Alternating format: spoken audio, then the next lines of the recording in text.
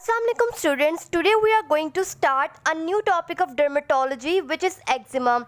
Eczema is also known as dermatitis. It is defined as inflammatory reaction of the skin. Eczema जो है हमारे पास वो acute भी हो सकता है और क्रॉनिक भी हो सकता है and it can also be सब एक्यूट. सब एक्यूट में हमारे पास एक्यूट और क्रॉनिक दोनों के फीचर्स आ जाएंगे. First of all we will read about acute eczema. जब हम बात करते हैं कि एक्जिमा एक्यूट है तो उसकी प्रेजेंटेशन कैसी होती है. स्किन पे हमें बहुत ज़्यादा रेडनेस मिलती है यानी कि इरिज्मा मिलता है, वेजिकल्स और बुलस फॉर्मेशंस मिलती हैं. We have read in the lecture of basic skin lesions that what are the vesicles and what are the bullae. अगर हम बात करें तो एक्यूट एक्जिमा की प्रेजेंटेशन इस तरह से होगी. यहाँ पे हमारे पास छोटे छोटे ब्लिस्टर्स नज़र आ रहे हैं, बड़े ब्लिस्टर्स भी नज़र आ रहे हैं. Means vesicles and bullae both are present on the background of erythema. So this is an presentation of acute eczema. अगर हम हिस्टोलॉजिकल फीचर्स की बात करें तो उसमें हमारे पास क्या होती है, दो चीज़ें होती हैं. Number one is spongiosis and number two is intraepidermal vesiculation. Now what is spongiosis? This is the topmost layer of the skin, means this is epidermis. Epidermis में हमारे पास ये क्या सेल्स हैं. अब क्या होता है, ड्यू टू एडिमा यहाँ पे फ्लूइड एक्यूमुलेशन हो जाती है और सेल्स जो है वो फार अपार्ट हो जाते हैं. So this is known as spongiosis. और बीच में एक जगह फ्लूइड बहुत ज़्यादा एक्यूमुलेट हो जाता है and this leads to formation of vesicles. So this is the histology of acute dermatitis. क्या हुआ, एडिमा हुआ जिसकी वजह से सेल्स जो है वो दूर दूर हो गए. This is known as spongiosis. और एक जगह फ्लूइड बहुत ज़्यादा एक्यूमुलेट हो गया and leads to vesicle formation.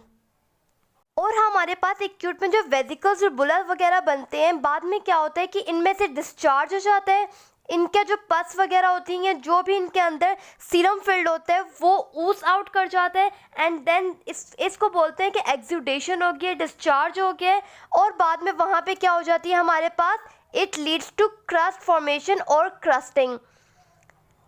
उसके बाद हमारे पास आता है acute eczema, chronic eczema. Chronic eczema की प्रेजेंटेशन क्या होती है हमारे पास. नंबर वन हमारे पास हो सकता है एकेंथोसिस. एकेंथोसिस हम कहते हैं जब एपिडर्मिस बहुत ज़्यादा थिक हो जाता है. This is known as acanthosis. Secondly हमारे पास क्या मिलता है क्रॉनिक एक्जिमा में, लाइकेनिफिकेशन मिलती है. What is lichenification? Lichenification is thickening and hardening of skin due to chronic rubbing and scratching. Eczema का करेक्टरिस्टिक फीचर होता है कि इसमें बहुत ज़्यादा पेशेंट को इचिंग होती है, इंटेंस इचिंग होती है एक्जिमा के पेशेंट को, जिसकी वजह से कंटिन्यूस रबिंग होती है, स्क्रैचिंग होती है and it leads to lichenification. और सेकेंडरी लीजन्स भी आ सकते हैं. फॉर एग्जांपल फिशर्स फॉर्मेशन हो सकती है, एक्सकोरिएशन हो सकती है एंड डिसपिगमेंटेशन हो सकती है. डिसपिगमेंटेशन का मतलब क्या है कि स्किन पे कहीं पे हमें हाइपर पिगमेंटेड रीजन्स मिलेंगे और कहीं पे हमें हाइपो पिगमेंटेड रीजन्स मिलेंगे. क्रॉनिक एक्जिमा जो है वो कैसा दिखता है? This is an example of chronic eczema. यहाँ पे हमारे पास स्किन बहुत ज़्यादा थिक और पिगमेंटेड हुई है, blackish colour. This is lichenification और डार्कनिंग और ये स्किन की acanthosis. This is an example of chronic eczema. Now we are going to do the pathogenesis of eczema. Eczema की पैथोजेनेसिस के लिए ये बात जानना ज़रूरी है कि it is a multifactorial disease, यानी कि इसमें हमारे पास इन्वायरमेंटल फैक्टर्स भी इन्वॉल्व होते हैं क्योंकि अक्सर पेशेंट्स को एक्जिमा जो है वो पोलन से, डस्ट वगैरह की एलर्जी की वजह से होता है. तो यानी कि इसमें हमारे पास इन्वायरमेंटल फैक्टर्स भी मौजूद हैं और कुछ पेशेंट जो है वो जेनेटिकली प्रीडिस्पोज्ड होते हैं, यानी कि genetic and environmental both factors are involved in the pathogenesis of eczema. तो इस ऐसे पेशेंट्स जो हमारे पास इन्फ्लेमेटरी रिएक्शन होता है वो कैसा होता है? This is T cell mediated inflammatory reaction, जिसे हम टाइप 4 हाइपर सेंसिटिविटी कहते हैं. अब होता है कि हमारे पास कोई भी एंटीजन, इधर इट इज़ एक्सोजिनस एंटीजन और एंडोजिनस एंटीजन. जब वो एंटीजन आता है वो आके एपिडर्मल सरफेस पे इंट्रोड्यूस होता है, जिसकी वजह से क्या होता है कि जो हमारे सेल्फ प्रोटीन्स होते हैं वो मॉडिफाई हो जाते हैं, एज अ हेप्टेन एक्ट करते हैं. यानी कि ये प्रोटीन जो है वो एज अ एंटीजन एक्ट करते हैं और लैंगरहैंस सेल्स इन्हें as a foreign antigen detect कर लेते हैं और इन्हें ले जाते हैं कहाँ पर, लिम्फेटिक्स के थ्रू लिम्फ नोड्स में ले जाते हैं। अब जब ये लिम्फ नोड्स में पहुँचते हैं वहाँ पे Langerhans, these are antigen presenting cells, तो ये एंटीजन्स को प्रेजेंट करते हैं किसको, CD4 T सेल्स को, and then the CD4 T cells become activated into memory and effector cells, and these activated T cells then release cytokines and chemokines, जिसकी वजह से क्या होता है, मज़ीद इन्फ्लेमेटरी सेल्स की रिक्रूटमेंट होती है और वहाँ पे एडिमा वगैरह होता है। All these features of acute and chronic eczemas occur. The investigations for eczema, सबसे पहले क्या करते हैं, बैक्टीरियल एंड वायरल स्वैप्स कर सकते हैं, देन स्किन स्क्रैपिंग्स करते हैं to rule out fungal infection, otherwise allergy को चेक करने के लिए पैच टेस्ट करते हैं एंड टोटल IgE एंटीबॉडीज़ वगैरह चेक करते हैं, लेकिन ये इतनी कॉमनली चेक नहीं होती। ओकेजनली जो है कभी कभार जो एटॉपिक एक्जिमा होता है उनके पेशेंट्स में टोटल IgE लेवल्स कर लिए जाते हैं। And skin biopsy is not indicated in the investigation of eczema. Now what is the treatment of eczema. पहले हम ट्रीटमेंट इसलिए पढ़ रहे हैं क्योंकि इसकी डिफरेंट टाइप्स होती हैं और हर एक में जनरल ट्रीटमेंट होता है वो सब में मोर और लेस सेम होता है, बस हर टाइप के हिसाब से कुछ कुछ जो मैनेजमेंट मेजर्स होते हैं वो डिफरेंट हो सकते हैं, otherwise treatment is same for all the types of eczema. सबसे पहले हमारे पास मेन स्टे ऑफ ट्रीटमेंट की बात करें, फर्स्ट लाइन एजेंट के तौर पे हम सबसे पहले देते हैं इमोलिएंट्स। इमोलिएंट्स का फंक्शन क्या होता है कि जो हमारा स्किन बैरियर होते हैं वो इस लीजन्स वगैरह की वजह से बहुत ज़्यादा ख़राब हो रहा होता है, तो ये स्किन बैरियर फंक्शन को इम्प्रूव करता है, स्किन बैरियर को इम्प्रूव करता है। इसके अलावा हम देते हैं टॉपिकल ग्लूकोकॉर्टिकॉइड। ग्लूकोकॉर्टिकॉइड्स हम सबको पता है कि दीज आर इम्यूनो सप्रेसेंट्स, तो ये क्या करते हैं कि हमारी इम्यूनिटी को थोड़ा सा लो डाउन करते हैं ताकि इतनी ज़्यादा जो हाइपर सेंसिटिविटी है वो डेवलप ना हो सके। उसके बाद मैंने बताया था कि एक्जिमा पेशेंट्स को इचिंग बहुत ज़्यादा होती है, जिसकी वजह से क्या होता है, मतलब वो रात को सो नहीं पाते और जागते रहते हैं, ना नींद पूरी होती है, and itching is also there. तो उसके लिए हम क्या देते हैं, सिडेटिव एंटीहिस्टामिन्स देते हैं ताकि पेशेंट की इचिंग भी कंट्रोल हो जाए और से नींद भी आ जाए। इसके अलावा अगर तो एक्यूट एक्जिमा है तो प्रेफर करते हैं कि क्रीम और लोशंस वगैरह अप्लाई किए जाएं एक्यूट एक्जिमा के लिए, और अगर हमारे पास क्रॉनिक एक्जिमा है देन ऑइंटमेंट्स आर प्रेफर्ड। अच्छा, इसके बाद कहते हैं कि जो हाइड्रोकोर्टिजोन होता है और जो क्लोबिटासोन ब्यूटारेट, ये दोनों ग्लूकोकॉर्टिकॉइड्स जो हैं लेस पोटेंट होते हैं, that's why these can be used on face. Otherwise जो ज़्यादा पोटेंट ग्लूकोकॉर्टिकॉइड्स होते हैं वो हम सिर्फ ट्रंक्स और लिम्स वगैरह पे यूज़ कर सकते हैं, these are not used on face. तो इसलिए ऐसे करना चाहिए कि ग्लूकोकॉर्टिकॉइड्स अगर हम ज़्यादा पोटेंट वाले दे रहे हैं तो स्लोली टेपर्ड ऑफ कर देना चाहिए, या फिर फेस के लिए जो है वो लीस्ट पोटेंट देने चाहिए और फॉर शॉर्टेस्ट पॉसिबल टाइम देने चाहिए। अगर जो हम ग्लूकोकॉर्टिकॉइड्स नहीं यूज़ करना चाहते then we can go towards glucocorticoid sparing agents. These can be topical calcineurin inhibitors which are tacrolimus and pimecrolimus. तो ग्लूकोकॉर्टिकॉइड्स यूज़ नहीं करना तो कैल्सिन्यूरिन इनहिबिटर्स यूज़ कर सकते हैं। अगर कैल्सिन्यूरिन इनहिबिटर्स यूज़ कर चुके हैं फिर भी कोई फ़र्क नहीं पड़ा then we can proceed towards the ultraviolet therapy. फिर भी डिजीज़ रेजिस्टेंट है then we can give immunosuppressants. What are the immunosuppressants, prednisolone दे दिया, एजाथायोप्रिन दे दिया, मीथोट्रेक्सेट दे दिया एंड साइक्लोस्पोरिन। जो भी हमने इम्यूनोसप्रेसेंट्स पढ़े हैं वो यहाँ पे आ जाते हैं। और इसके अलावा हम सिस्टमिक रेटिनॉइड्स दे देते हैं जिसमें हमारे पास एसिट्रेटिन वगैरह आ जाता है। और अगर फिर भी हमारे पास डिजीज़ जो है वो रेजिस्टेंट है then we can give dupilumab. Now we will study classification of eczema, how eczema is classified. First of all there is exogenous eczema. अब एक्सोजेनस का मतलब ये है कि यहाँ पे जो एलर्जन है वो बॉडी के बाहर से आ रहा है, जो इरिटेंट है वो बॉडी के बाहर से आ रहा है। तो यहाँ पे हमारे पास कौन सी टाइप्स आ जाएंगी एक्जिमा की, यहाँ पे हमारे पास आ जाती हैं irritant eczema and allergic eczema, जो कि इरिटेंट की वजह से हो रहा है, और एलर्जिक का मतलब क्या है कि जो एलर्जन है वो बॉडी के बाहर से आ रहा है। So irritant and allergic eczema comes under exogenous. Now endogenous eczema में वो वाले एक्जिमा आते हैं जिनमें हमारी बॉडी जो है वो ज़्यादा हाइपर सेंसिटिव हो जाती है, जबकि जो बाहर से एंटीजन है वो इतना हार्मफुल नहीं होता बल्कि वो हार्मलेस एंटीजन होता है। सो एंडोजिनस में हमारे पास आते हैं atopic and seborrhoeic eczema. After that come characteristic patterns. Characteristic patterns में जो बाकी सारी टाइप्स हैं हमारे पास, which is asteatotic, discoid, gravitational, lichen simplex and pompholyx, ये सब हमारे पास करेक्टरिस्टिक पैटर्न में आ जाती है। We will start studying eczema from endogenous eczema because the type of endogenous eczema is atopic eczema and it is one of the most common subtype of eczema and is very important. इसमें सबसे पहले क्या होता है, etching तो eczema का characteristic feature है।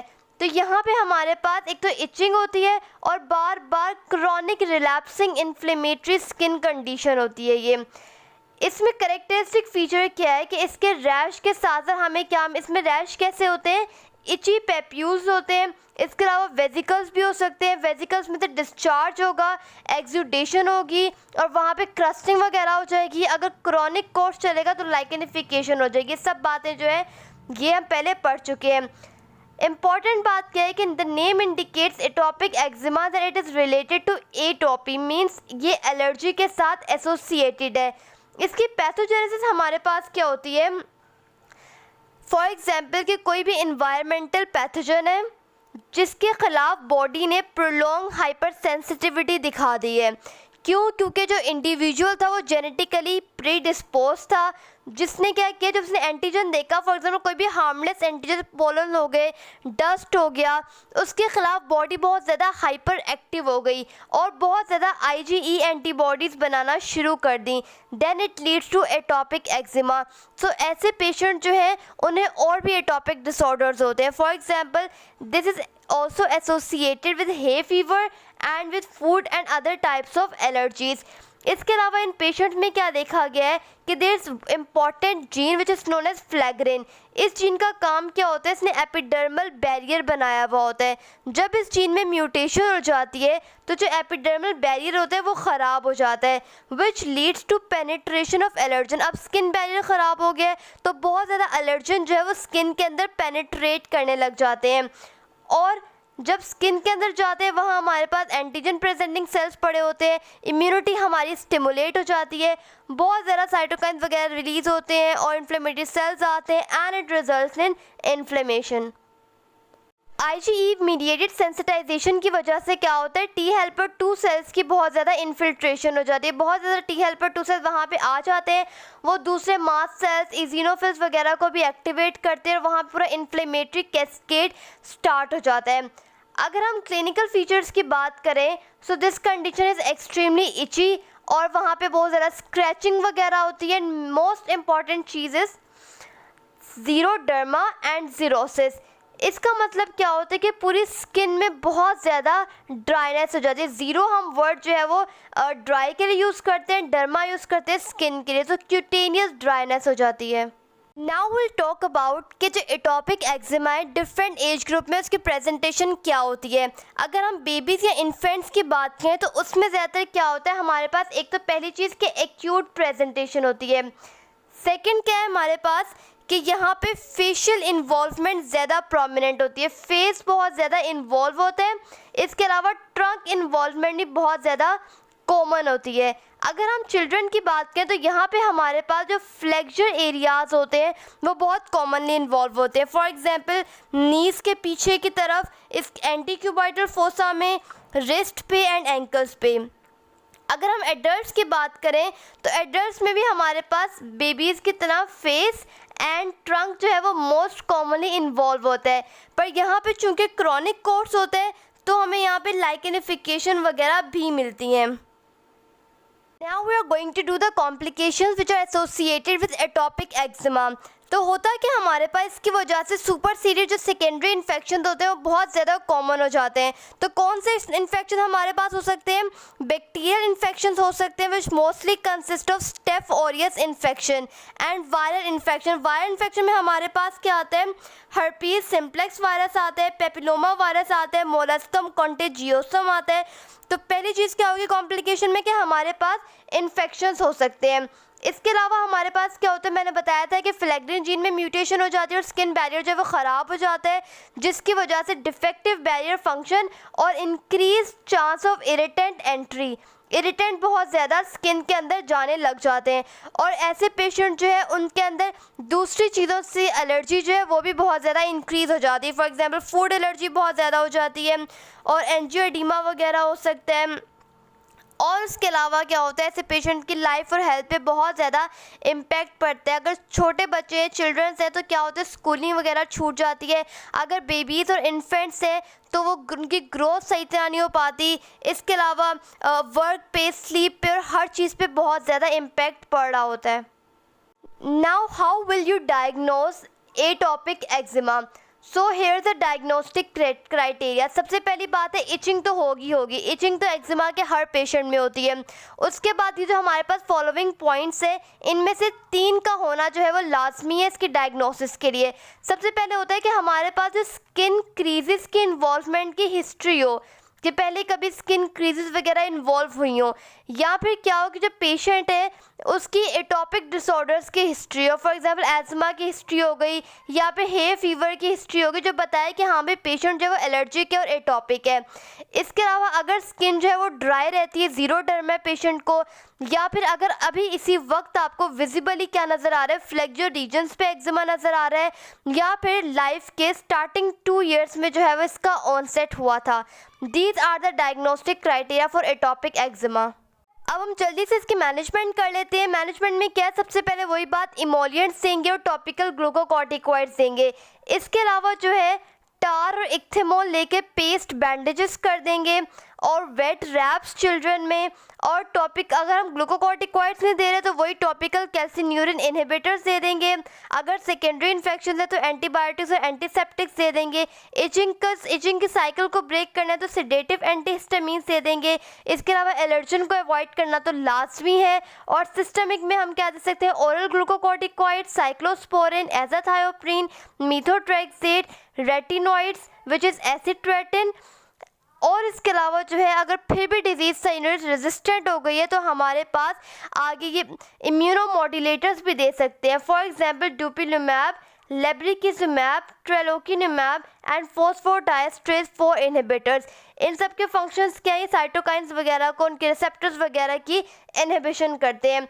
और अगर फिर भी ठीक नहीं हो रहा then we can also proceed towards ultra violet therapy. इसमें हम ज़्यादातर अल्ट्रा वायलेट बी रेस देते हैं। अगर ultra violet B rays ineffective है फिर हम पूवा की तरफ जाते हैं। वैसे जो PUVA ये हम चिल्ड्रन में अवॉइड करते हैं, एडल्ट्स में प्रेफर करते हैं। We have studied atopic eczema, which is an example of endogenous eczema. Now we are proceeding towards another example of endogenous eczema, which is seborrheic eczema. Seborrheic eczema में आपने याद रखना है कि इसमें कौन से एरियाज इन्वॉल्व होते हैं, seborrheic एरियाज इन्वॉल्व होते हैं। और वहाँ पे क्या होता है, स्केल इरिथमेटस स्केली रैशेस बनते हैं। Now which are the seborrheic areas जहाँ पे सीबम प्रोडक्शन ज़्यादा होती है।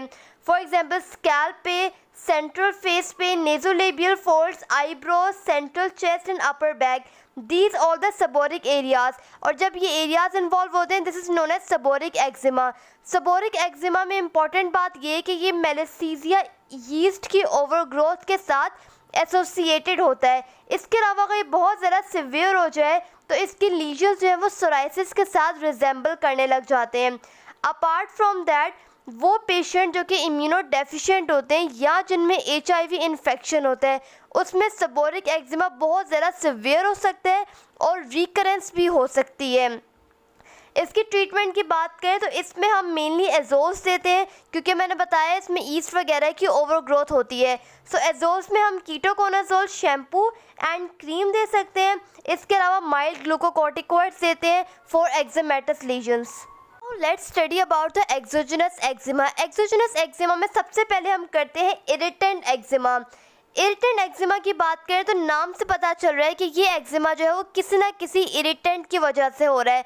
इरिटेंट हमारे पास क्या हो सकता है, कोई डिटर्जेंट हो सकता है, कोई अल्कली, एसिड, सॉल्वेंट्स, एब्रेसिव्स, यानी कि कोई भी ऐसी चीज़ जो इरिटेशन कॉज करे, दैट इज़ एन इरिटेंट। यहाँ पे क्या बता रहे हैं, ये बता रहे हैं कि अगर इरिटेंट बहुत ज़्यादा स्ट्रॉन्ग होगा तो वो बहुत जल्दी बहुत एक्यूट इफेक्ट देगा, और अगर इरिटेंट जो है वो इतना स्ट्रॉन्ग नहीं होगा तो आहिस्ता आहिस्ता जो है वो एक्जिमा प्रोग्रेस करेगा, यानी कि क्रॉनिक इफेक्ट होगा। और ये जो इरिटेंट एक्जिमा है इसमें कौन से पेशेंट ज़्यादा प्रीडिस्पोज्ड होते हैं, वो जिनकी एज ज़्यादा होती है और जो एक्चुअली एटोपिक होते हैं और fair skin peoples are more predispose to irritant eczema. इनकी ट्रीटमेंट क्या होती है, वही जो सब में होती है, इमोलिएंट्स हो गए, ग्लूकोकॉर्टिकॉइड्स हो गए। एक्स्ट्रा इसमें क्या मैनेजमेंट करनी है कि अगर डिटर्जेंट वगैरह यूज़ करें तो हाथों पे ग्लव्स वगैरह पहन लें, प्रोटेक्टिव क्लॉथिंग करनी है एक्चुअल में हमें। उसके बाद हमारे पास आता है allergic contact eczema. Allergic contact eczema का मतलब क्या है कि अब यहाँ पे हमारे पास कोई ना कोई एंटीजन है जिसकी वजह से डिलेड हाइपर सेंसिटिविटी रिएक्शन हो रहा है, लेकिन ज़रूरी है कि वो एंटीजन पहले भी बॉडी में आ चुका, उसका पहले भी एक्सपोजर हो चुका। जब सेकेंड टाइम एक्सपोजर होता है then it leads to allergic contact eczema. इसकी ट्रीटमेंट ये है कि हम एलर्जन को अवॉइड करें। एलर्जन को अवॉइड नहीं करेंगे तो बार बार जो है कि एक्जिमेटस लीजन्स जो है वो बनती रहेंगी। तो when we are studying about allergic contact eczema we talk about delayed hyper sensitivity reaction. तो वो मैंने कहा था कि डिलेड हाइपर सेंसिटिविटी रिएक्शन किसी एलर्जन के खिलाफ होता है। तो ये डेविडसन में एक बहुत अच्छा टेबल दिया हुआ है, इसमें हमें बताया गया है कौन से एलर्जन होते हैं और क्या क्या सोर्सेज होती हैं। For example nickel is present in jewellery, jeans, studs and watches. तो यहाँ पे हमारे पास क्या है कि जहाँ पे आप ये चीज़ें वेयर करेंगे वहीं पे हमारे पास एक्जिमा के लीजन्स बन जाते हैं। And there is a list of all the examples. This an example of allergic contact dermatitis. यहाँ पे देखें, यहाँ पे क्या है कि पेशेंट ने कोई जो रिंग पहनी होगी, उस रिंग में जो मटेरियल है उसकी वजह से उसे एक्जिमेटस लीजन डेवलप हो गया क्योंकि वो material as an antigen act कर रहा था। सबसे पहली टाइप हमारे पास आती है डिस्क्वाइड एक्जिमा। डिस्क्वाइड एक्जिमा को न्यूमुलर एक्जिमा भी बोलते हैं क्योंकि इसमें न्यूमुलर टाइप पैचेस बनते हैं। कैसे इसमें लीजन्स होते हैं, इसमें हमारे पास क्वाइन शेप्ड लीजन्स होते हैं, जस्ट लाइक दिस। ये हमारे पास क्या है, ये डिस्क्रीट क्वाइन शेप्ड लीजन्स हैं और ऐसे लीजन्स को हम कहते हैं कि this an example of discoid eczema. ये ज़्यादातर मेल्स पेशेंट को इन्वॉल्व करते हैं और उनकी लिम्स में प्रेजेंट होते हैं। अक्सर ये होता है, क्या होता है, इसके ऊपर इम्पेटाइगो हो जाता है, क्रस्टिंग वगैरह हो जाती है, इसको हम बोलते हैं कि ऑफन इम्पेटिग्नाइज्ड। और ये क्यों होता है, जब बहुत क्रॉनिक कोई इची कंडीशन है तो इचिंग वगैरह की वजह से क्या होता है, वहाँ पे न्यूमुलर लीजन्स बन जाते हैं विच आर डिस्क्वाइड एक्जिमा। तो इसकी ट्रीटमेंट भी हमारे पास वही है कि इमोलिएंट्स देंगे, ग्लूकोकॉर्टिकॉइड्स देंगे, लेकिन मैंने बताया कि इसमें सुपरफिशियल इम्पेटिग्नाइजेशन हो जाती है तो इससे हम साथ साथ इसमें एंटीसेप्टिक्स भी देंगे ताकि बैक्टीरियल ओवरग्रोथ को प्रिवेंट किया जा सके। Now we are going to do another type which is asteatotic eczema. A stands for absence and steatotic stands for steatotic word जो फैट्स के लिए यूज़ करते हैं। तो यहाँ पे स्किन में जो हमारे पास फ्री फैटी एसिड्स हैं उनकी डेफिशिएंसी और एब्सेंस हो रही होती है। क्यों हो रही होती है, अगर जो है वो लो ह्यूमिडिटी है या फिर बहुत ज़्यादा बार बार ओवर वॉशिंग हो रही है, बार बार हाथ धो रहे हैं, बार बार पाँव धो रहे हैं, उसकी वजह से क्या होता है, स्किन ड्राई हो जाती है। या फिर डायूरेटिक्स यूज़ करें जिसके बहुत ज़्यादा वाटर जो है वो बॉडी से एक्सक्रीट आउट हो गया है और स्किन ड्राई हो जाती है। और कोलेस्ट्रॉल लोइंग ड्रग्स की वजह से भी क्या हो जाता है, फैट्स कम हो जाते हैं। So all these condition leads the formation of asteatotic eczema. More dispose patients कौन होते हैं, एल्डरली पेशेंट्स होते हैं और ये ज़्यादातर किस रीजन में होती है, लोअर लेग्स को इन्वॉल्व करती है। इसमें हमारे पास लीजन कैसा होता है, that is crazy paving pattern of fine fissuring on erythematous background. तो इस तरह के पैटर्न को हम क्या कहते हैं कि this is the example of crazy paving pattern which is found in asteatotic eczema. इसमें ऐसा लगता है जिस तरह क्रेजी पेविंग पैटर्न है, छोटे टाइल्स जो है वो साथ में अटैच हुई हुई होती है, it is just like that. उसके बाद हमारे पास आते हैं ट्रीटमेंट। तो इसमें भी ट्रीटमेंट वही है, इमोलिएंट्स एंड टॉपिकल ग्लूकोकॉर्टिकॉइड्स। और इसके अलावा पेशेंट चूँकि एल्डरली होता है तो उसे इसकी क्वेश्चंस भी बताने हैं कि इमोलिएंट जो है फ्लेमेबल हो सकते हैं, तो उससे आपने एहतियात करनी है। इसके अलावा जो इमोलिएंट्स या स्लिप्स वगैरह, बाथरूम स्लिपेज हो सकती है, उसको अवॉइड करना है। Then comes gravitational eczema.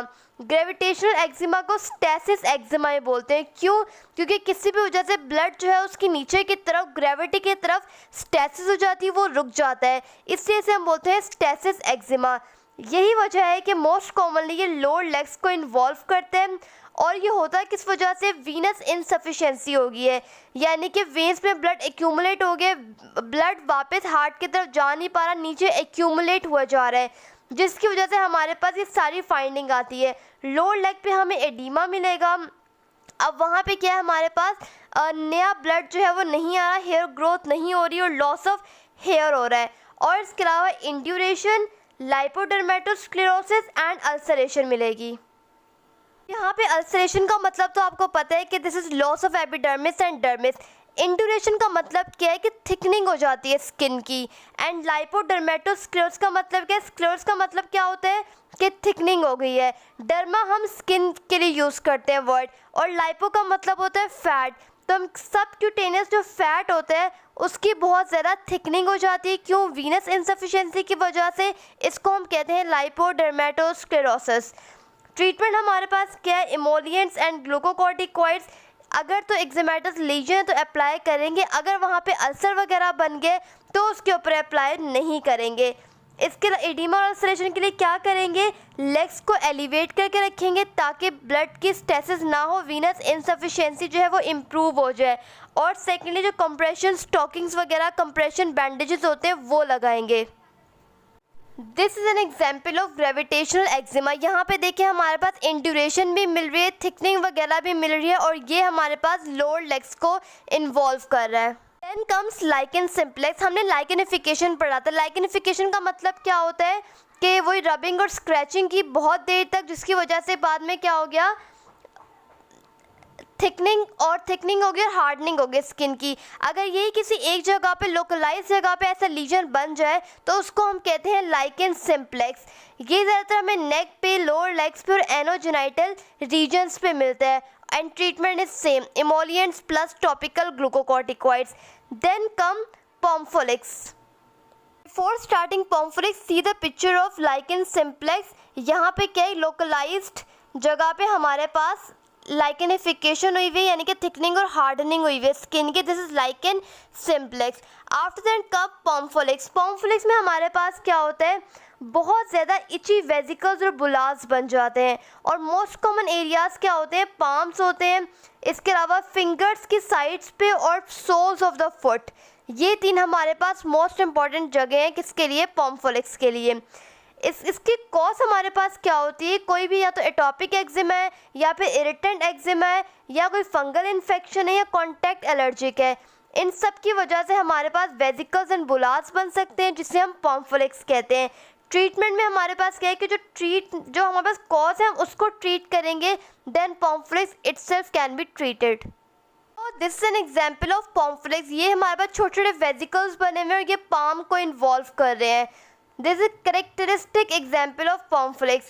Then this is also an example of Pomfrix. यहाँ पे क्या? फिंगर्स इन्वॉल्व, छोटे छोटे वेजिकल्स बने हुए, ये इंटेंसली इची होते हैं। So here the topic of eczema has been ended. If you have any query, you can ask in the comment section below. Allah Hafiz.